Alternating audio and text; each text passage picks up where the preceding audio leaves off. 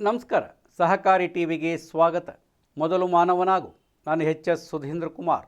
ಮುಖ್ಯಾಂಶಗಳು: ಭುವನೇಶ್ವರಿ ಮಹಿಳಾ ಸಿದ್ಧ ಉಡುಪು ಉತ್ಪಾದಕರ ಸಂಘದ ಸರ್ವ ಸದಸ್ಯರ ಸಭೆ. ಶಿವಮೊಗ್ಗ ಜಿಲ್ಲೆ ಶಿಕಾರಿಪುರ ತಾಲೂಕಿನ ಶಾಂತಿನಗರ 2ನೇ ಕ್ರಾಸ್ ಬನಸಿರಿ ಸಭಾಂಗಣದಲ್ಲಿ ಭುವನೇಶ್ವರಿ ಮಹಿಳಾ ಸಿದ್ಧ ಉಡುಪು ಉತ್ಪಾದಕರ ಮತ್ತು ಮಾರಾಟ ಸಹಕಾರ ಸಂಘ ಇದರ 2025-26ನೇ ಸಾಲಿನ ಸರ್ವ ಸದಸ್ಯರ ಮಹಾಸಭೆಯನ್ನು ನೆರವೇರಿಸಲಾಯಿತು.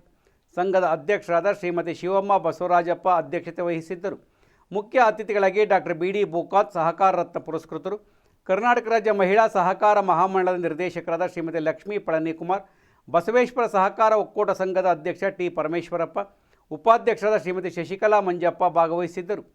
ಟಿ. ಪರಮೇಶ್ವರಪ್ಪ ಮಾತನಾಡಿ, ಸಂಘದ ಅಭಿವೃದ್ಧಿಯಲ್ಲಿ ಸದಸ್ಯರ ಭಾಗವಹಿಸುವಿಕೆ ಪ್ರಮುಖ ಪಾತ್ರ ವಹಿಸುತ್ತದೆ. ಈ ಮಹಾಸಭೆಯು ಚರ್ಚಿಸಲಿಕ್ಕೆ ಮುಕ್ತ ಅವಕಾಶ ನೀಡಿರುತ್ತದೆ.